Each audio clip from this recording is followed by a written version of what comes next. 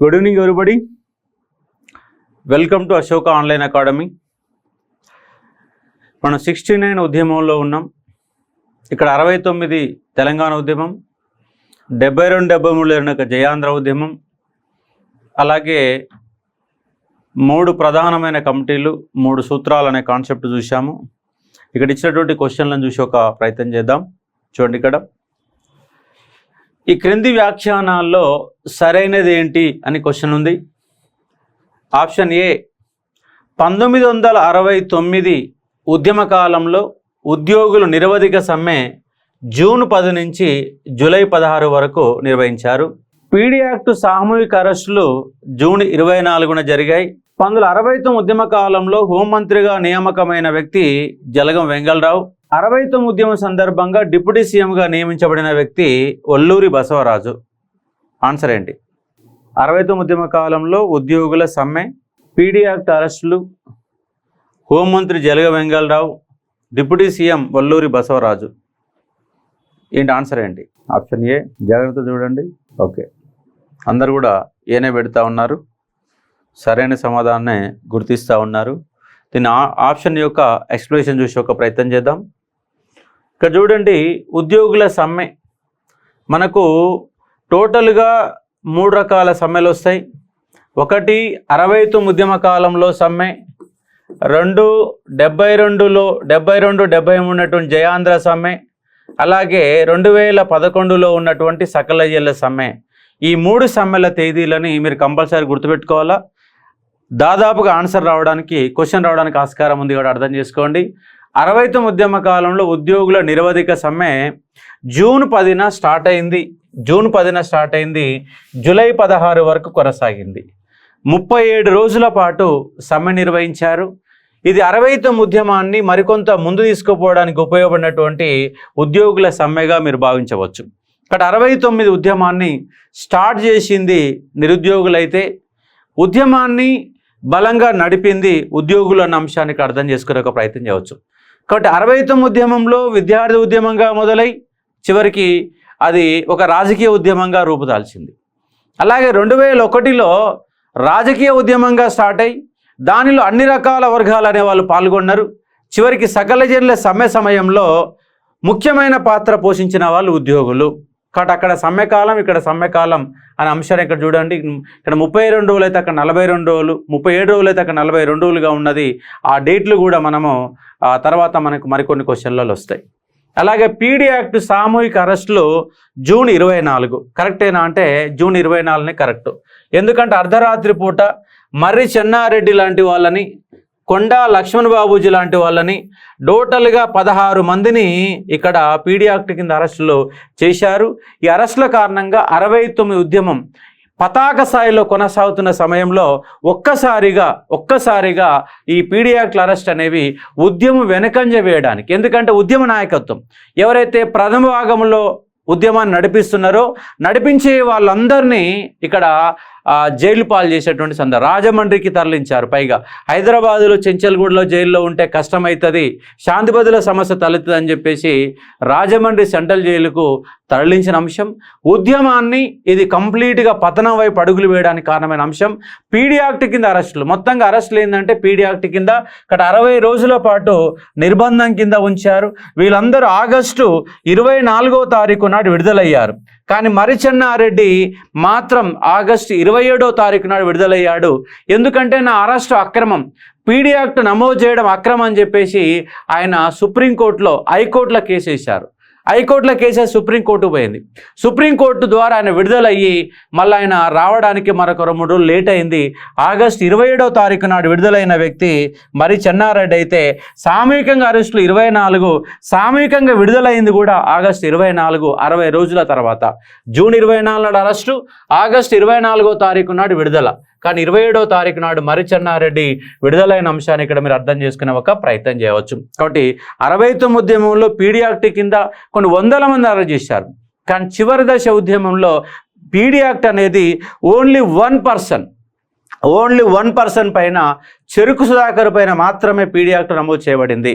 కాబట్టి చివరి దశ ఉద్యమంతో పోల్చినప్పుడు 69 ఉద్యమే పతాక స్థాయిలో కొనసాగింది. కాకపోతే అలా మీడియా పాత్ర చాలా తక్కువ. దాంతోపాటుగా సాహిత్యం యొక్క పాత్ర తక్కువ. అదేవిధంగా పాటలు కానీ పుస్తకాలు కానీ ఇవన్నీ కూడా సమాచార సాధనాలు తక్కువగా ఉన్నాయి కాబట్టి 69 ఉద్యమం ఫలితాన్ని సాధించలేకపోయింది. కాబట్టి 2001 తర్వాత ఉన్న సమాచార సాధనాలు గనక 69లోనే గనక ఉంటే మనకు 69లోనే రాష్ట్రం వచ్చేది. ఉద్యమం అణిచివేయబడింది. ఉద్యమం హింసాత్మకంగా ఎంత హింసాత్మకంగా జరిగిందో అంతే, అంటే ఉవ్వెత్తున ఎగిసిపడిన ఉద్యమం అంతే స్థాయిలో అణిచివేయబడింది. ఎందుకంటే 69 ఉద్యమం హింసాత్మకంగా జరిగితే దాని అనుభవాల ద్వారా 2001 తర్వాత అహింసా రూపంలో ఉద్యమం జరిగి ఒక 14 ఏళ్ల పాటు కొనసాగడానికి కారణమైన, అసలు వాస్తవంగా 14 కాదు, 1980స్లోనే చివరి దశ ఉద్యమం స్టార్ట్ అయింది. ప్రజా సంఘాల ద్వారా ఉద్యమం స్టార్ట్ అయింది. హిమాయతన ఉప ఎన్నిక ద్వారా ఉద్యమ రూపం అనేది మొదలైంది. అంటే దాదాపుగా 40 ఏళ్ల ఉద్యమం. చివరి దశ ఉద్యమంలో 80 నుంచి 2014 వరకు, అంటే కనీసంగా ఒక 35 ఇయర్స్ పాటు నిరాటకంగా కొనసాగిందని చెప్పడం అక్కడ అతిశయోక్తి ఏం లేదు. కాబట్టి అర్థం చేసుకునే ఒక ప్రయత్నం చేయండి. 69 ఒక సంవత్సర కాలం పాటు అత్యున్నత స్థాయిలో ఎగిసిపడింది. అంతే స్థాయిలో అది అణిచివేయబడిన అంశాన్ని అర్థం చేసుకోవచ్చు. కాసు బ్రహ్మానందరెడ్డి ఒకవైపు కేంద్ర ప్రభుత్వ వివిధ రకాల సూత్రాలు ప్రవేశపెట్టి 8 సూత్రాలు ప్రవేశపెట్టి 5 సూత్రాలు 6 సూత్రాలు లాంటి ద్వారా ఉద్యమాన్ని లేకుండా చేసి చివరికి జయాంధ్ర ఉద్యమం ఫలితంగా 6 సూత్రాల పథకం ద్వారా తెలంగాణకు ఉన్నటువంటి సౌకర్యాలను కూడా కంప్లీట్గా అణిచివేశారు జయాంధ్ర ఉద్యమం ద్వారా. కాబట్టి 69 ఏదో ఫలితాలు సాధించదు అనుకుంటే చివరికి ఉన్న ఫలితాలు కూడా పెద్ద మనుషుల ఒప్పందం కూడా రద్దయిపోయి, పెద్ద మనుషుల ఒప్పందం ద్వారా మన ఉద్యోగాలు మనకుంటే 6 పాయింట్ ఫార్ములా ద్వారా 80%, 20%, 70%, 30%, 60%, 40% ద్వారా మరికొన్ని ఉద్యోగాలు కోల్పోవడానికి 6 పాయింట్ ఫార్ములా కారణమైంది. ఇక్కడ 69 ఉద్యమం ఫలితాలు సాధించకుండానే ముగిసిపోయినటువంటి ఘట్టంగా మీరు అవగాహన చేసుకునే ఒక ప్రయత్నం చేయవచ్చు. కాబట్టి పీడీ యాక్ట్ అరెస్ట్ అనేది చాలా కీలకమైన అంశంగా గుర్తుపెట్టుకోవచ్చు. అలాగే 69 ఉద్యమ కాలంలో హోంమంత్రిగా నియామకమైన వ్యక్తి జలగం వెంగళరావు. కాబట్టి జలగం వెంగళరావు మనకు జూన్ 27వ తారీఖు నాడు మనకు ఈ యొక్క రాజీనామాల నాటకం జరిగింది. చివరికి దాన్ని తనకు అనుకూలంగా మార్చుకొని ఉన్నటువంటి 8 మందిని రాజీనామా చేసి 8 మందిలో 4 మాత్రమే తీసుకొని మరొక 4 పక్కబెట్టిన సందర్భం. ఆ సందర్భంగా కొత్తగా హోంమంత్రిగా నియమించబడ్డ వ్యక్తి జలగం వెంగళరావు. ఇక్కడ తెలంగాణోడు అని చెప్పుకుంటాడు, కానీ ఆంధ్ర ప్రాంత వ్యవస్థను మొత్తం కలిగి ఉన్నట్టు జలగం వెంగళరావు హోంమంత్రిగా ఉండి ఉద్యమాన్ని అణిచివేయడంలో ప్రముఖ పాత్ర పోషించాడు. ఇదే జలగం వెంగళరావు చేత ఇందిరాగాంధీ చేత 73 నుంచి దాదాపుగా 78 వరకు ఆయన మళ్ళీ ముఖ్యమంత్రిగా, ఆంధ్రప్రదేశ్ ముఖ్యమంత్రిగా పనిచేసిన వ్యక్తి జలగం వెంగళరావు అన్న అంశాన్ని ఇక్కడ అర్థం చేసుకునే ఒక ప్రయత్నం చేయవచ్చు. అలాగే 69 ఉద్యమ సందర్భంగా డిప్యూటీ సీఎంగా నియమించబడిన వ్యక్తి ఒల్లూరి బసవరాజు. అంటే ఒల్లూరి బసవరాజు కాదు, జేవి నరసింగరావు అనే వ్యక్తి ఇక్కడ అంశాలుగా అర్థం చేసుకునే ఒక ప్రయత్నం చేయవచ్చు. కాబట్టి జేవి నరసింగరావు, ఇదే జేవి నరసింగరావు మనకు ఎప్పుడంటే పెద్ద మనుషుల ఒప్పంద సమయంలో తెలంగాణ వాదాన్ని చాలా బలంగా వినిపించిన వ్యక్తి ఎవరంటే జేవి నరసింగరావు. చివరికి తన యొక్క డిప్యూటీ సీఎం అనే పదవిని తాకట్టు పెట్టిన వ్యక్తి ఎవరంటే జేవి నరసింగరావు. కాబట్టి ఒల్లూరి బసవరాజు అనే వ్యక్తి ఒక సీమాంధ్ర ప్రాంత వ్యక్తి, కానీ 69 ఉద్యమ కాలంలో తెలంగాణకు అనుకూలంగా మారి అయ్యాల ఉన్నటువంటి కాసు బ్రహ్మానందరెడ్డితో డి అంటే డి అని చెప్పేసి కాసు బ్రహ్మానందరెడ్డి వ్యతిరేకంగా ఒక రాజకీయ వ్యవస్థ నడిపిన వ్యక్తి ఒల్లూరి బసవరాజు. చివరికి మంత్రి పదవికి రాజీనామా చేసి ఒక కూటమిని కూడా ఏర్పాటు చేసి ఆ కూటమి ద్వారా రాజ్యసభకు ఎన్నికై ఆ రాజ్యసభకు ఎన్నికైన ఈయన 200 మంది ఎంపీల సంతకాలు సేకరించి శ్రీమతి ఇందిరాగాంధీకి అందజేసిన వ్యక్తి ఎవరంటే ఒల్లూరి బసవరాజు అనే అంశానికి అర్థం చేసుకునే ఒక ప్రయత్నం చేయవచ్చు. 69 ఉద్యమంలో ఒల్లూరి బసవరాజు యొక్క పాత్ర చాలా అమోఘంగా ఉంటుంది. మంత్రి పదవికి రాజీనామా చేసిండు అన్న అంశాన్ని కూడా మీరు అవగాహన చేసుకునే ఒక ప్రయత్నం చేయవచ్చు. కాబట్టి ఏబీసీ అనేది సరైన సమాధానాలు. ఎందుకంటే 69 ఉద్యమం మొత్తంగా పతాక స్థాయిలో ఎవరు తీసుకుపోయారంటే రాజకీయ పార్టీలో తీసుకుపోయిన అంశాన్ని ఇక్కడ మీరు అర్థం చేసుకునే ఒక ప్రయత్నం చేయవచ్చు. మరొక క్వశ్చన్ ఇక్కడ చూడండి. 69 ఉద్యమ కాలంలో మంత్రుల రాజీనామా అనంతరం కొత్త మంత్రివర్గంలో చోటు లభించని వ్యక్తులు ఎవరు?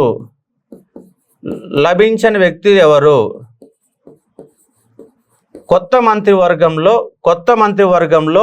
చోటు లభించని వ్యక్తులు ఎవరు? ఇంతకుముందు సింపుల్గా చెప్పారు. ఇప్పుడు 5 ఇక్కడ మంత్రివర్ల పేర్లు ఇచ్చిన దానిలో ఇక్కడ కాన్సెప్ట్ చూడండి. 69 ఉద్యమ కాలంలో మంత్రుల రాజీనామా అనంతరం కొత్త మంత్రివర్గంలో చోటు లభించని వ్యక్తులు ఎవరు? చోటు లభించని వారు ఎవరు? Answer please. మీకు మొత్తంగా లభించిన వాళ్ళు ఎవరు, లభించిన వాళ్ళు అనేది తెలియాలి. మీకు కొంతమంది మాత్రమే ఆన్సర్ పెట్టగలుగుతారు. ఓకే, ఇక చూడండి, సమాధానం చూడండి. ఆన్సర్ ఏంటంటే B is the answer. A C E. Olluri బసవరాజుకు మంత్రివర్గంలో స్థానం లభించలేదు. అరిగ రామస్వామికి మంత్రివర్గంలో స్థానం లభించలేదు. బివి గురుమూర్తికి స్థానం లభించలేదు. అయితే ఇక్కడ ఒల్లూరి బసవరాజు కానీ అరిగ రామస్వామి కానీ ఇద్దరు కూడా ముఖ్యమంత్రి వ్యతిరేక వర్గానికి సంబంధించిన వాళ్ళు. కానీ ఇక్కడ బివి గురుమూర్తి ముఖ్యమంత్రి వర్గమే. బివి గురుమూర్తి ముఖ్యమంత్రి వర్గమే. అయినప్పటికీ ఆయన మంత్రివర్గంలో స్థానం లభించలేదు. ఎందుకంటే ఆయన అనారోగ్యం పాలయ్యాడు. అనారోగ్యం పాలైన కారణంగా ఆయనకు మంత్రి పదవి అనేది దొరకలేదు. ఇదే బివి గురుమూర్తి తెలంగాణ రీజనల్ కౌన్సిల్కి ఎన్నిక జరిగినప్పుడు అచ్యుతారెడ్డి మీద పోటీ పడిన వ్యక్తి ఎవరంటే బివి గురుమూర్తి. ఈ బివి గురుమూర్తి అనే వ్యక్తి మొదటి నుంచి చివరి వరకు అతని యొక్క వ్యవహార శైలి మొత్తం కూడా తెలంగాణకు వ్యతిరేకంగా, సీమాంధ్ర ముఖ్యమంత్రులకు అనుకూలంగా పనిచేసిన వ్యక్తి బివి గురుమూర్తి. బివి గురుమూర్తి అనారోగ్యంతో తర్వాత చనిపోయాడు. చనిపోయినటువంటి ఈయన నియోజకవర్గం ఏంటంటే ఖైరతాబాద్ నియోజకవర్గం. ఈ ఖైరతాబాద్ నియోజకవర్గం ఈయన చనిపోయిన కారణంగా ఉప ఎన్నిక జరిగితే ఆ ఉప ఎన్నికల్లో తెలంగాణ ప్రజాసం తరపున నాగం కృష్ణారావు అనే వ్యక్తి విజయం సాధించాడు. నాగం కృష్ణారావు అనే వ్యక్తి యాదగిరి పైన, కాంగ్రెస్ యొక్క అభ్యర్థి అయిన యాదగిరి పైన 13,000 ఓట్ల మెజార్టీతోని గెలుపొందిన అంశాన్ని ఇక్కడ మీరు అర్థం చేసుకునే ఒక ప్రయత్నం చేయవచ్చు. కాబట్టి అరిగే రామస్వామి ఈయన 1956 నుంచి పనిచేసినటువంటి 52 నుంచి 56 వరకు పనిచేసినటువంటి మంత్రివర్గంలో కూడా వన్ ఆఫ్ ద సభ్యుడు ఎవరంటే అరిగ రామస్వామి. ఒక టికెట్ కలెక్టర్గా ఉండి దళిత ఉద్యమాలకు నాయకత్వం వహించిన వ్యక్తి ఎవరంటే అరిగ రామస్వామిగా అర్థం చేసుకోవచ్చు. అదేవిధంగా ఒల్లూరి బసవరాజు అనే వ్యక్తి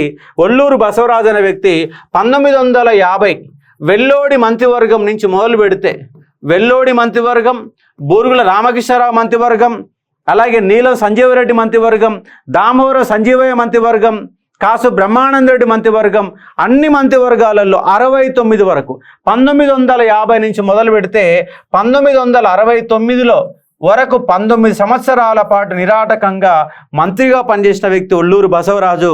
69 ఉద్యమంలో ప్రముఖ పాత్ర పోషించిన వ్యక్తి ఒల్లూరి బసవరాజు. తెలంగాణ యునైటెడ్ ఫ్రంట్ అనే వ్యవస్థను ఏర్పాటు చేసిన వ్యక్తి ఒల్లూరి బసవరాజు. తెలంగాణ కోసం మాట్లాడిన వ్యక్తి ఒల్లూరి బసవరాజు. కానీ మొదటి నుంచి సీమాంధ్ర వ్యక్తిగా ఉన్న వ్యక్తి ఒల్లూరి బసవరాజు. చివరి నిమిషంలో మారిన వ్యక్తి ఎవరంటే ఒల్లూరి బసవరాజుగా అర్థం చేసుకోవచ్చు. అలాగే పివి నరసింహారావు అనే వ్యక్తి, ఈయన కూడా కాంగ్రెస్లో ప్రముఖ పాత్ర పోషించాడు. ఈయన అటు సమైక్యవాదిగా కాకుండా ఇటు తెలంగాణ వ్యక్తిగా కాకుండా మధ్య మార్గంలో కనపడ్డ వ్యక్తి.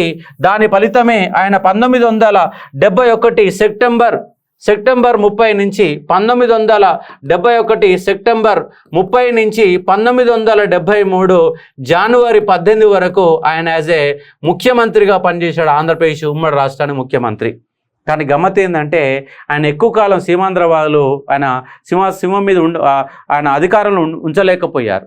భూ సంస్కరణ చట్టాన్ని అడ్డం పెట్టుకొని ఆయన ముఖ్యమంత్రి పదవికి వెళ్ళి దించేసే సందర్భం. గమ్మత్ ఏంటంటే ఆయన ఆంధ్రప్రదేశ్ ముఖ్యమంత్రిగా పనిచేయలేకపోయాడు, కానీ దేశాన్ని ప్రధానమంత్రిగా పనిచేశాడు. ఒక బహుభాష కోవిదుడు.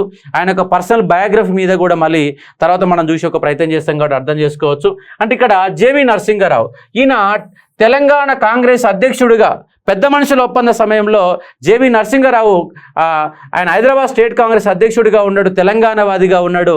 కానీ చివరికి తన మంత్రి పదవి కోసం తాకట్టు పెట్టిన వ్యక్తి ఎవరంటే జేవి నరసింహారావు అన్న అంశానికి అర్థం చేసుకోవచ్చు. కాబట్టి ఇక్కడ ఒల్లూరి బసవరాజుకు మంత్రి పదవి రాలేదు, అరిగ రామస్వామికి మంత్రి పదవి రాలేదు, గురుమూర్తికి మంత్రి పదవి రాలేదు. కానీ జేవి నరసింహారావు డిప్యూటీ సీఎం అనే పదవిని తీసుకున్నాడు. అలాగే పివి నరసింహారావు కూడా మంత్రి పదవిలో ఉన్న అంశాన్ని ఇక్కడ మీరు అర్థం చేసుకునే ఒక ప్రయత్నం చేయవచ్చు. అలాగే మహమ్మద్ అల్ అన్సారం, శీలం సిద్ధారెడ్డి లాంటి వాళ్ళకి కూడా మంత్రి పదవులు అవకాశాలు వచ్చినట్టు రాలేదు అన్న అంశాన్ని ఇక్కడ మీరు అర్థం చేసుకునే ఒక ప్రయత్నం చేయవచ్చు. నెక్స్ట్ పాయింట్ చూడండి, చిన్న బిట్ జస్ట్ 5 పేర్లు ఇచ్చేసి దానిపైన మనం విశ్లేషణ కనుక చేసుకుంటే చాలా డీటెయిల్ ఆఫ్ సబ్జెక్ట్ అవడానికి అవకాశం ఉంది కాబట్టి చూసుకునే ప్రయత్నం చేయవచ్చు. మరో క్వశ్చన్ చూడండి, 69 ఉద్యమంలో వారం రోజుల పాటు ఆమరణ నిరాహార దీక్ష చేసినటువంటి విద్యార్థి కుమారి రమాదేవి. 69 ఉద్యమానికి నాయకత్వం వహించిన మహిళ టిఎన్ సదాలక్ష్మి. 69 ఉద్యమ సందర్భంగా వరంగల్లో ఉద్యమానికి నాయకత్వం వహించిన విద్యార్థి దేవకీదేవి. 69 ఉద్యమం సందర్భంగా పార్లమెంటులో నిరసన వ్యక్తం చేసినటువంటి మహిళా ఎంపీ లక్ష్మీకాంతమ్మ. 69 ఉద్యమం తెలంగాణ ఉద్యమం సందర్భంగా పార్లమెంటులో నిరసన వ్యక్తం చేసినటువంటి మహిళా ఎంపీ లక్ష్మీకాంతమ్మ. 69 ఉద్యమానికి మద్దతుగా పార్లమెంటులో వాణి వినిపించినటువంటి ఆ ఎంపీ ఎవరంటే లక్ష్మీకాంతమ్మ. కరెక్ట్ ఆన్సర్లు చూసే ప్రయత్నం చేయండి. డి సరికానిది. సరికానిది ఈ క్రింది వాణిలో సరికానిది. D A D, B D, C. ఇంకా ఈజీ క్వశ్చన్ కానీ చాలామంది ఆన్సర్లు తప్పుడుగా ఇస్తూ ఉన్నారు. C CD. సి కరెక్ట్ కాదు. ఇక్కడ ఆన్సర్ చూడండి. ఈ క్రింది వాణిలో సరికానిది. క్రింది వాణిలో సరికానిది. మీరు సరైనదని చెప్పేసి భావించవద్దు, సరికానిది. ఇదే ఇక్కడ మనం పొరపాటు చేసేది ఏంటంటే సరైనదా సరికానిది అనేది సరిగా చదవకుండా ఆప్షన్లు పెట్టే ఒక ప్రయత్నం చేస్తాం. ఓకే, దాదాపుగా 80% మెంబర్స్ సమాధానం రాంగ్ ఇచ్చారు. దీని ఆన్సర్ మనం చూద్దాం. 69 ఉద్యమంలో వారం రోజుల పాటు ఆమరణ నిరాహారదీక్ష చేసినటువంటి విద్యార్థి ఎవరంటే కుమార్ రమాదేవి. ఈమె 1969 అక్టోబర్ 18 నుంచి 25వ తారీఖు వరకు ఎక్కడ రాజబహదూర్ వెంకటరామరెడ్డి విగ్రహం వద్ద ఆమరణ నిరాహార దీక్ష చేసిందని మన సబ్జెక్టులో చదువుకున్నాం, కానీ మీరు మర్చిపోయారు. కాబట్టి కుమార రమాదేవి ఈమె 18 నుంచి 25 వరకు 7 రోజుల పాటు, అంటే 7 రోజులు అంటే వారం రోజులే కదా, కానీ వారం రోజుల పాటు ఆమరణ నిరాహారదీక్ష చేసినటువంటి ఒక 9th క్లాస్ విద్యార్థిని ఆమరణ నిరాహారదీక్ష చేసిన అంశంగా అర్థం చేసుకునే ఒక ప్రయత్నం చేయవచ్చు. అనురాధ అనే ఒక బాలిక కూడా మనకు అన్నబత్తుల రవీంద్రనాథ్కు దీక్షకు మద్దతుగా కూర్చున్న అంశాన్ని కూడా మనం చదువుకున్నాం. అలాగే 69 ఉద్యమానికి నాయకత్వం వహించిన మొదటి ప్లేస్లో టోటల్ ఉద్యమంలోనే ప్రథమ భాగంలో కనపడే మహిళ ఎవరంటే టిఎన్ సదాలక్ష్మి. ఈమె డిప్యూటీ స్పీకర్గా పనిచేసింది, మంత్రిగా పనిచేసింది. ఒక ఫైర్ బ్రాండు మర్రి చెన్నారెడ్డిని తెలంగాణ ప్రజాసమితికి వెళ్ళి, మర్రి చెన్నారెడ్డిని పార్టీకి వెళ్ళి, టీపీఎస్కి వెళ్ళి ఆమె తొలగించినటువంటి వ్యక్తి ఎవరంటే, ఆయన బహిష్కరించిన వ్యక్తి, పార్టీకి వెళ్ళి బహిష్కరించిన వ్యక్తి ఎవరంటే టిఎన్ సదాలక్ష్మి. 69లో ప్రముఖ పాత్ర పోషించింది. తర్వాత కాలం టీడీపీ పార్టీలో కూడా జాయిన్ అయింది. ఒక ఫైర్ బ్రాండు, చివరికి మంత్రుల ఇండ్ల పైన బాంబులు కూడా వేయించిన ఒక ఫైర్ బ్రాండ్ ఎవరంటే టిఎన్ సదాలక్ష్మి. కానీ 69 ఉద్యమం అనగానే మనకు గుర్తొచ్చే ఒక మహిళ టిఎన్ సదాలక్ష్మి. రెడ్డి హాస్టల్ సదస్సు కూడా అధ్యక్షత వహించినటువంటి మహిళ ఎవరంటే టిఎన్ సదాలక్ష్మి. కాబట్టి ఉద్యమాన్ని ప్రముఖంగా పాల్గొని ఉద్యమాన్ని ముందుకు నడిపినటువంటి మహిళల్లో మనకు కనపడే వ్యక్తి ఎవరంటే టిఎన్ సదాలక్ష్మి. అలాగే పార్లమెంటులో తెలంగాణ వాదాన్ని వినిపించిన వ్యక్తి ఎవరంటే సంగం లక్ష్మీబాయి తెలంగాణ ఉద్యమానికి మద్దతుగా వారిని వినిపించిన పార్లమెంట్లో అంశాన్ని అర్థం చేసుకోవచ్చు. అలాగే 69 ఉద్యమం సందర్భంగా వరంగల్లో ఉద్యమానికి నాయకత్వం వహించిన వ్యక్తి ఎవరంటే దేవకీదేవి. ఈమె ఎక్కడ వరంగల్లో విద్యార్థినిగా ఉండి ఉద్యమానికి నాయకత్వం వహించింది. ఈమె ఎవరో కాదు, కోదాటి రాజమల్లు యొక్క సతీమణి. కోదాటి రాజమల్లు ఈయన ఎంపీగా పనిచేసిండు, ఎమ్మెల్యేగా పనిచేసిండు, టీఆర్సీ అధ్యక్షుడిగా పనిచేసిండు, ఉపాధ్యక్షుడిగా పనిచేసిండు. అలాగే మంత్రిగా జలగం వెంగళరావు ప్రభుత్వంలో వైద్య ఆరోగ్య శాఖ మంత్రిగా పనిచేసిన వ్యక్తి కోదాటి రాజమల్లు. ఆ కోదాటి రాజమల్లు యొక్క సతీమణి దేవకీదేవి. ఆ దేవకీదేవి విద్యార్థినిగా 69 ఉద్యమ కాలంలో విద్యార్థినిగా ఉండి 69 ఉద్యమానికి నాయకత్వం ఇచ్చినటువంటి ఒక విద్యార్థి ఎవరంటే దేవకీదేవి అన్న అంశంగా అర్థం చేసుకోవచ్చు. T right. అలాగే నిరాహార దీక్ష చేసినటువంటి ఎవరంటే కుమారి రమాదేవి. 69 ఉద్యమ సందర్భంగా పార్లమెంటులో నిరసన వ్యక్తం చేసి సంగం లక్ష్మీబాయి అండి, లక్ష్మీకాంతమ్మ కాదు. ఈ లక్ష్మీకాంతమ్మ తెలంగాణ ఉద్యమాన్ని వ్యతిరేకించినటువంటి ఒక సీమాంధ్ర పక్షవాది లక్ష్మీకాంతమ్మ. ఈమె ఖమ్మంకి వెళ్ళి ఎంపీగా గెలుపొందినటువంటి మహిళ లక్ష్మీకాంతమ్మ. ఈమె తెలంగాణ అంటేనే విషంగక్కే మహిళ ఎవరంటే లక్ష్మీకాంతమ్మ. ఆమె పార్లమెంట్లో నిరసన వ్యక్తం చేసినట్టే చేయలేదు. ఉద్యమాన్ని వ్యతిరేకించిన మహిళ ఎవరంటే లక్ష్మీకాంతమ్మ. ఇది రాంగ్ ఆన్సర్ అన్న అంశాన్ని అర్థం చేసుకోవచ్చు. కాబట్టి బి ఈజ్ ద ఆన్సర్. కేవలం డి మాత్రమే తప్పు. ఈ డి ఆప్షన్ మాత్రమే తప్పు కాబట్టి అర్థం చేసుకోండి. ABC right. ఇక్కడ సరికానిది అన్నాం, మీరేమో సరైంది అనుకొని భావించే ప్రయత్నం జరుగుతున్న అంశాన్ని ఇక్కడ అర్థం చేసుకునే ఒక ప్రయత్నం చేయవచ్చు. అందుకే మీరు చూసేటప్పుడు తెలంగాణ ఉద్యమంలో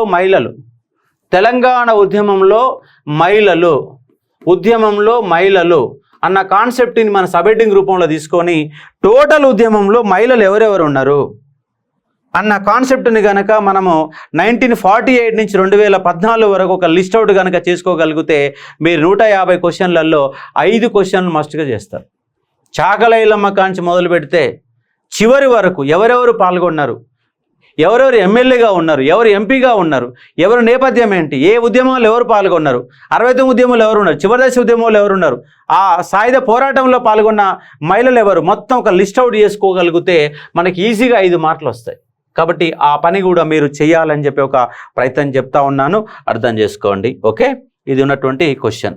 నెక్స్ట్ క్వశ్చన్, ఇది రేపు కంపల్సరీగా క్వశ్చన్ రావడానికి ఆస్కారం ఉంటుంది. ఈ క్రింది వాటిని జతపరచండి. నిన్ననే మీకు ఎక్స్ప్లెయిన్ చేసేటప్పుడు ఇది గుర్తుపెట్టుకో అని చెప్పాను, ఇప్పుడు క్వశ్చన్ రూపంలో మనకు కనబడతా ఉంది. ఈ క్రింది వాటిని జతపరచండి. కాళోజీ జయంతి, కొండా లక్ష్మణ్ బాబు జయంతి, చాక లైలమ్మ జయంతి, దాశరథి కృష్ణమాచార్య జయంతి. దాశరథి కృష్ణమాచార్య జయంతిలు చూసుకునే ప్రయత్నం చేయవచ్చు. ఇక్కడ తెలంగాణ ఉద్యమంలో ప్రముఖ పాత్ర పోషించినటువంటి ఉద్యమకారులు. ఓకే, దాదాపు పెట్టగలుగుతారు, కానీ రేపు మన ఉద్దేశం ఏంటంటే ఇలాంటిది ఒక క్వశ్చన్ వస్తుందని చెప్పే ఉద్దేశమే నా ఉద్దేశం, కాబట్టి అర్థం చేసుకోవచ్చు. కాళోజీ జయంతి, ఈ కాళోజీ జయంతి అనేది ఇవాళ మనం జరుపుకుంటున్నాం. కాళోజీ యూనివర్సిటీని, వైద్య ఆరోగ్య శాఖ యూనివర్సిటీని వరంగల్లో ఏర్పాటు చేశారు. ఆయన జయంతిని ఇవాళ మనము ఈ యొక్క ఏ రోజు జరుపుకుంటాం చెప్పండి? కాళోజీ జయంతిని ఏమని పిలుస్తున్నాం? Please answer. కాళోజీ జయంతిని ఏమని జరుపుకుంటున్నాం? కాళోజీ జయంతి సందర్భంగా సాహిత్యకారులకు మనం అవార్డు ఇస్తున్నాం, చెప్పాలి. తెలుగు భాష దినోత్సవంగా జరుపుకుంటా ఉన్నాం. ఓకే, తెలుగు భాష దినోత్సవంగా జరుపుకుంటా ఉన్నాం. ఇంకెవరి పేరు మీద అవార్డ్స్ ఇస్తున్నాం మనం? ఇప్పుడు అవార్డ్స్ ఎవరి పేరు మీద ఇస్తున్నాం? ఓకే, చూద్దాం. ఇప్పుడు తెలుగు భాషా దినోత్సవంగా జరుపుకుంటున్నాం కాళోజీ జయంతిని సెప్టెంబర్ 9. కాబట్టి A4. అట్లా క్వశ్చన్ అడుగుతా, చెప్పండి. కాళోజీ వర్ధంతి ఎప్పుడు? కాళోజీ వర్ధంతి చెప్పండి. కాళోజీ వర్ధంతి చెప్పాలా?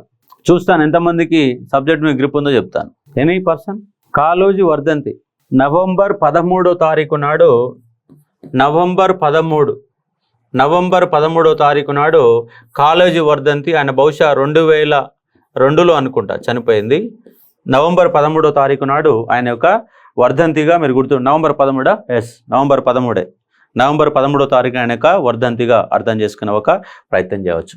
అలాగే కొండా లక్ష్మణ బాబూజీ జయంతి, కొండా లక్ష్మణ బాబూజీ యొక్క జయంతి ఎప్పుడంటే సెప్టెంబర్ 27 ఆయన యొక్క జయంతి. మరి ఆయన వర్ధంతి ఎప్పుడు? వర్ధంతి సెప్టెంబర్ 21. సెప్టెంబర్ 21వ తారీఖు నాడు ఆయన యొక్క వర్ధంతి. రెండు కూడా సెప్టెంబర్ నెలలోనే ఉన్న అంశాన్ని ఇక్కడ మీరు అర్థం చేసుకునే ఒక ప్రయత్నం చేయవచ్చు. కాబట్టి అది కూడా మనం చూసుకునే ప్రయత్నం చేస్తే ఇంకోసారి అట్లా కూడా అడిగే అవకాశం వచ్చింది. కొండా లక్ష్మణ బాబూజీ ఆయన గురించి పెద్ద చరిత్రనే ఉంది. ఎందుకంటే 69 ఉద్యమ కాలంలో మొట్టమొదటిసారిగా మంత్రి పదవికి రాజీనామా చేసిండు. మంత్రి పదవికి రాజీనామా చేసిన మొట్టమొదటి ఆనవాయితీని మొదలుపెట్టింది ఆయన. తర్వాత కాలంలో చాలామంది మంత్రులు రాజీనామా చేశారు. అంశాన్ని అర్థం చేసుకోవచ్చు. కోమారెడ్డి వెంకటరెడ్డి కానీ, జూపల్లి కృష్ణారావు కానీ, దుద్దుల్ల శ్రీధర్ బాబు కానీ, మళ్ళీ బఫరింగ్ అవుతుందా? దుద్దుల్ల శ్రీధర్ బాబు అనే వాళ్ళు ముగ్గురు ఇక్కడ రాజీనామా చేశారు. మొత్తంగా రాజీనామా చేసిన వ్యక్తులు ఎవరు? మంత్రి పదవులకు రాజీనామాలు, మంత్రి పదవులకు రాజీనామా మొట్టమొదటిసారిగా ఒకటి కొండా లక్ష్మణ బాబూజీ. తర్వాత కాలంలో 8 మంది మంత్రులు రాజీనామా చేస్తే దాంట్లో 4 మళ్ళీ మంత్రి పదవులు వచ్చినాయి. రెండో వ్యక్తిగా మీరు చూస్తున్న వ్యక్తి అంటే కోమటిరెడ్డి వెంకటరెడ్డి చివరి దశ ఉద్యమంలో రాజీనామా చేశాడు. అదే మాదిరిగా జూపల్లి కృష్ణారావు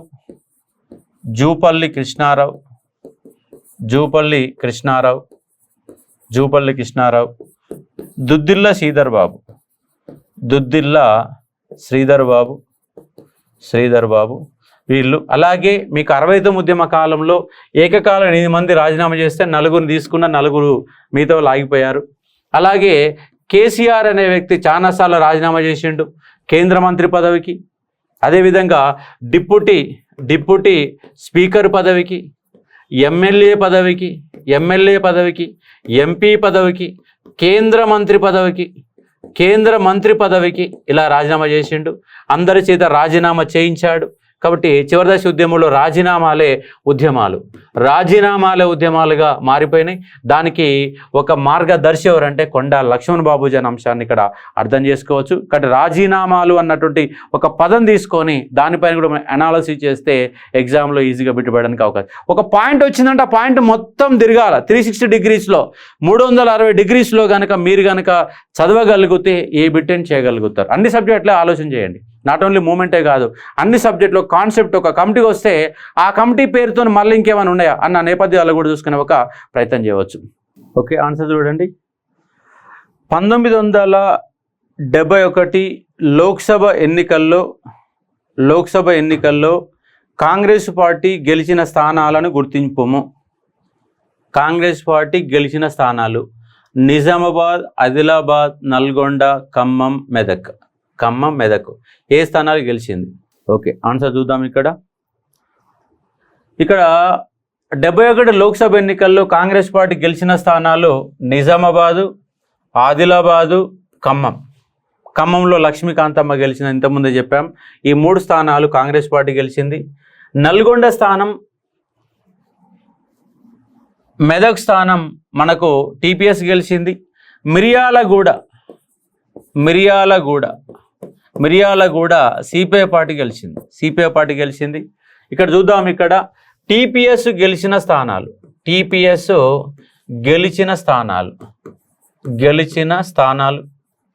ఏ స్థానాలు గెలిచిందంటే ఒకసారి చూడండి. హైదరాబాద్, సికింద్రాబాద్, అలాగే మెదక్, సిద్దిపేట,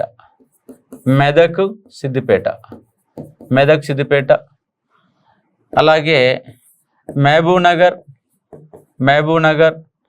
నాగర్ కర్నూల్,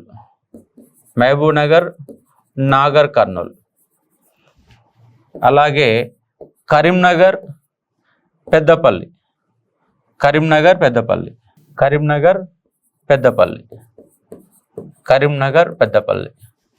అలాగే వరంగల్,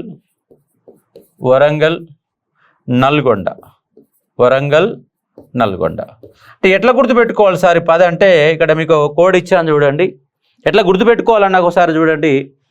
హన్మకొండ కాదు, వరంగల్లే.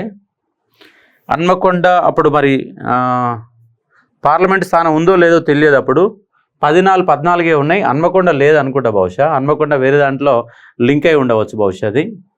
ఇక్కడ చూడండి. ఇక్కడ హైదరాబాద్, సికింద్రాబాద్, మెదక్, సిద్దిపేట, మహబూబ్ నగర్, నాగర్ కర్నూల్, కరీంనగర్, పెద్దపల్లి. జిల్లాలు 4: హైదరాబాద్ జిల్లా, మెదక్ జిల్లా, కరీంనగర్ జిల్లా, మహబూబ్ నగర్ జిల్లా. 4 జిల్లాలలో 8 స్థానాలు ఉన్నాయి. 4 జిల్లాలలో 8 స్థానాలు ఉన్నాయి. అలాగే వరంగల్, నల్గొండలో ఒక్కొక్క స్థానం మాత్రమే ఇక్కడ ఉన్నటువంటి అంశాన్ని ఇక్కడ అర్థం చేసుకునే ఒక ప్రయత్నం చేయవచ్చు. కాబట్టి ఇక్కడ మీకు 14 స్థానాలలో ఎవరు విజయం సాధించారు అన్నటువంటి ఒక సందర్భాన్ని మీరు గుర్తుపెట్టుకునే ఒక వస్తుంది. మొత్తంగా టోటల్గా 69 ఉద్యమం క్వశ్చన్లన్నీ చూసిన తర్వాత మళ్ళీ ఫస్ట్ నుంచి లాస్ట్ వరకు అదనంగా ఒక క్లాస్ మనం ఎక్స్ట్రా కూడా తీసుకుంటాం కాబట్టి అర్థం చేసుకోవచ్చు. మీరు వరి కావాల్సిన పనేం లేదు. ఇది ఉన్నటువంటి క్వశ్చన్. కాబట్టి ఇక్కడ టీపీఎస్, ఇది కాంగ్రెస్ గెలిచింది ఏంటిది? ఒకటి నిజామాబాదు, ఆదిలాబాదు, ఖమ్మం. ఈ 3 నియోజకవర్గాలు కాంగ్రెస్ గెలిచింది. మిర్యాలగూడ సిపిఐ గెలిచింది. ఈ మిగతా 10 స్థానాలు ఎవరంటే టీపీఎస్, తెలంగాణ ప్రజాసమితి గెలిచిన అంశాన్ని ఇక్కడ మీరు అర్థం చేసుకునే ఒక ప్రయత్నం చేయవచ్చు. ఇంకా వేరే పార్టీలు ఏం గెలుచుకోలేదు. ఉన్నటువంటి సీట్లు ఇవే. ఇది ఉన్నటువంటి అంశం. 14 క్వశ్చన్ మళ్ళీ చెప్పమని చెప్పారు. ఓకే, మొత్తం రాలేదు కదా, సగంలో అయిపోయిందా? Okay, right. చాకలైలమ్మ జయంతి. చాకలైలమ్మ జయంతి. మరి ఏంటి చాకలైలమ్మ జయంతి ఒకసారి చూడండి. ఎప్పుడంటే సెప్టెంబర్ 26 నాడు చాకలైలమ్మ జయంతి. మనం వర్ధంతి ఎప్పుడు? వర్ధంతి ఎప్పుడు అంటే సెప్టెంబర్ 10. సారీ, జయంతి ఇక్కడ జయంతి కాదండి, ఓకే, జయంతి సెప్టెంబర్ 26 అయితే వర్ధంతి అనేది సెప్టెంబర్ 10గా మీరు అర్థం చేసుకునే ఒక ప్రయత్నం. సెప్టెంబర్ 10 నాడు వర్ధంతి. ఇక్కడ జయంతిలు ఇచ్చినాం, అక్కడ వర్ధంతిగా అర్థం చేసుకోండి. దాసరి కృష్ణమాచార్య జూలై 22వ తారీఖు నాడు ఆయనకు జయంతి. ఆయన జయంతి సందర్భంగా సాహిత్య అవార్డ్స్ ఇస్తున్న అంశాన్ని చూసుకోవచ్చు. ఇప్పుడు మీరు 2024 సంవత్సరంలో కాళోజీ అవార్డు ఎవరికి ఇచ్చారు, అలాగే దాసరి కృష్ణమాచార్య అవార్డ్స్ ఎవరికి ఇచ్చారు అన్నటువంటి రెండింటిని కూడా మనం చూసుకునే ఒక ప్రయత్నం చేయాలి. ఇది ఉన్నటువంటి సందర్భంగా ఎంపీలు నిన్న దాంట్లో చెప్పినాం కొన్ని, ఒకసారి చూసుకునే ప్రయత్నం చేయండి. ఆ లిస్ట్ అవుట్ చూసుకుంటే సరిపోతుంది. ఇది ఉన్నటువంటి క్వశ్చన్. కాబట్టి ఇక్కడ దాసరి కృష్ణమాచార్య మరి వర్ధంతి ఎప్పుడు అనేది ఐడియా లేదు, అది అడగడానికి అవకాశాలు ఎక్కువ లేవు. ఒకసారి మీరు నెట్లో చూడండి, కనబడుతుంది. జయంతి మాత్రం జూలై 22. ఆ రోజు ఎందుకు వస్తుందంటే ఆయన సంబంధించి సాహిత్య అవార్డ్స్ ఇస్తున్నట్టు అంశాన్ని ఇక్కడ అర్థం చేసుకునే ఒక ప్రయత్నం చేయవచ్చు. ఇది ఉన్నటువంటి నెల్లిమల భాస్కర్కి ఇచ్చారు. మొన్న కాళోజీ యొక్క అవార్డు ఎవరంటే నలిమల భాస్కర్కి ఇచ్చారు. నలిమల భాస్కర్ కూడా కాళోజీ యొక్క అవార్డు ఎవరికి ఇచ్చారంటే నలిమల భాస్కర్.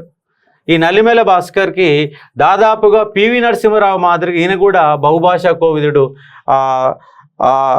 చలి నెగళ్ళు అంతకుముందు మరొక అవార్డుకు ఆయన ట్రాన్స్లేషన్ అవార్డు కూడా మనకు కేంద్ర సాహిత్య అకాడమీ వచ్చింది. ఈసారి మాత్రం ఆయనకు వచ్చిన అంశంగా అర్థం చేసుకోవచ్చు.